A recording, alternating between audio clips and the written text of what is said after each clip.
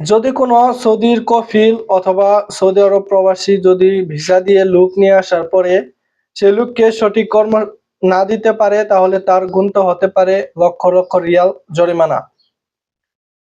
আসসালামু আলাইকুম বন্ধুরা, আশা করি সকলে অনেক ভালো আছেন। আল্লাহর রহমতে আমি অনেক ভালো আছি। সবাইকে আমন্ত্রণ জানাচ্ছি আমার এই চ্যানেলের আরো একটি ভিডিওতে।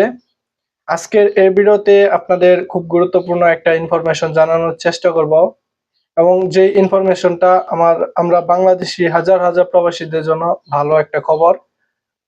তো আশা করি ভিডিওটা সম্পূর্ণ দেখবেন। তো বন্ধুরা দেখেন, পূর্বে কিন্তু আপনার সৌদি আরবের 3 মাসের ইকামা অথবা 3 মাসের ভিসা নামে একটা যে জালিয়াতি হতো, মানে আপনার 3 মাসের ভিসা বা 3 মাসের মেয়াদ নিয়ে আপনাকে সৌদি আরব নিয়ে আসার পরে আপনাকে বলা হবে যে আপনি ফ্রি ভিসা আনবেন, ফ্রি ভিসা আসবেন, ফ্রি ভিসা এসে এখানে ফ্রিতে কাজ করবেন, ফ্রি ভাবে কাজ করবেন এবং পরবর্তীতে কফিলকে ফয়দা দিবেন বা এরকম নানান কথা বলে যাদের বাংলাদেশ থেকে নিয়ে আসা হতো। তো তারা কিন্তু বাংলাদেশি প্রবাসী হাজার হাজার প্রবাসী অনেক রয়েছে যারা সৌদি আরব আসে ঠিকই, সেই ভিসায় আসার পরে তাকে কিন্তু 2 মাস 3 মাস বসিয়ে রাখা হয়, তাকে কিন্তু সঠিক কর্মটা দেওয়া হয় না। তো তাকে যখন সঠিক কর্ম দেওয়া না হয়, তাকে বেতন না দেওয়া হয়, তখন কিন্তু সে অনেক বিপদের মধ্যে পড়ে, অনেক হয়রানির মধ্যে পড়ে। এবং এছাড়া এখানে আসার পরে যে কাজের কথা বলা হয় সেই কাজ না দিয়ে অন্য একটা কাজ ধরিয়ে দেওয়া হয় বা অন্য একটা বেতন ধরিয়ে দেওয়া হয়। এরকম অনেক অনেক হাজার হাজার প্রবাসী কিন্তু এই প্রবলেমের মধ্যে পড়েছে এবং বর্তমানে পড়তেছে এবং পূর্বেও পড়েছে। তো যার কারণে কিন্তু এটা আমাদের বাংলাদেশি প্রবাসী হাজার হাজার প্রবাসীর কষ্ট দুর্দশা। তো যার কারণে কিন্তু আমরা বাংলাদেশে ভাইয়েরা অনেক কষ্ট করে সৌদি আরব আসার পরে, নতুন অবস্থায় যদি কোনো লোক আসে, তো সে সে যদি আসার পরে ভাষা না জানে বা কোনো কাজ না জানে, তাহলে তার জন্য কিন্তু সৌদি আরব টিকে থাকাটা অনেক কষ্টকর হয়ে যায়। বর্তমানে সৌদি আরবের যে খরচ, সেই খরচ অনুযায়ী আপনি যে ভিসা আসতেছেন, সেই ভিসা সেই ইকামার মেইনটেনেন্স খরচ অনেকটাই বেশি। যার কারণে কিন্তু এরকম হাজার হাজার প্রবাসী তার সঠিক কর্ম এবং সঠিক বেতন না দেওয়ার কারণে কিন্তু অনেক বিপদে পড়তো।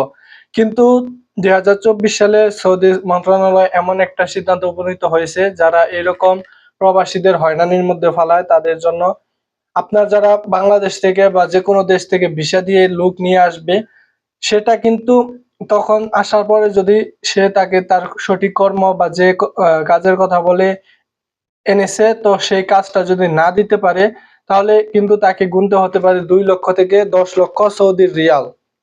2 লক্ষ রিয়াল থেকে 10 লক্ষ সৌদি রিয়াল কিন্তু তার জরিমানা হতে পারে। তো এই বিষয়টি কেমন হবে অবশ্যই আপনারা কমেন্ট বক্সে কমেন্ট করবেন। এইটা শুধুমাত্র যে সৌদিদের ক্ষেত্রে প্রযোজ্য তা কিন্তু, এই আইনটা কিন্তু সৌদি আরব সহ আপনার সৌদি আরবে অবস্থানরত অন্য দেশের নাগরিক যারা ভিসা দিয়ে লোক নিয়ে আসে, হাজার হাজার লোক নিয়ে আসার পরে কাজ দেয় না বা হয়রানির মধ্যে ফেলায়, তাদের জন্য এই নিয়মটা প্রযোজ্য। তো বন্ধুরা, আশা করি বিষয়টা বুঝতে পেরেছেন, এবং যদি আজকের এই নিউজটা বা আপনার খবরটা যদি আপনার কাছে ভালো লাগে, অবশ্যই আমার চ্যানেলে আপনি নতুন হয়ে থাকলে সাবস্ক্রাইব করবেন এবং আজকের এই ভিডিওটি লাইক করবেন।